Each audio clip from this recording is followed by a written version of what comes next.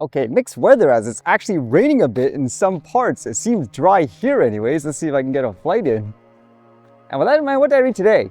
How about this first one, which is kind of scary, I guess, in terms of weaponized drones. This one here says MQ-9A Reaper becomes mothership for Switchblade 600 with a 175-kilometer range. A Switchblade was in the news a lot before, where apparently they can shoot this thing, for example, at a target in a building and it'll literally, I guess, slice the target up. This one says the American Switchblade 600 loitering munition has been integrated for air launch from the MQ-9A Reaper strike and reconnaissance drone.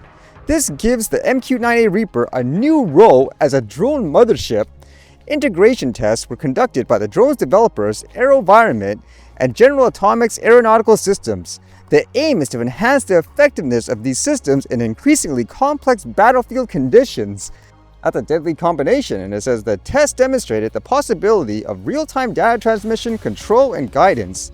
At the same time, over-the-horizon control was provided using SATCOM satellite communications. At the same time, launching from a new platform extends the Switchblade 600's range to over 175 kilometers from an altitude of 30,000 feet. This should enable it to engage a new set of targets at extended ranges. I'm just wondering if they become advanced enough. Can you imagine them being able to, quote, let's just say, 3D print these types of weaponized drones on something like these Reaper drones, for example, if it's going to act as a, quote, mothership? No end in sight in terms of these weaponized drones, I guess. And with that in mind, this was kind of interesting, as apparently there was an anti-drone device, as it says here, that was confiscated, where it came from, I guess, the US, according to this. This one says anti-drone devices confiscated at Port-au-Prince port.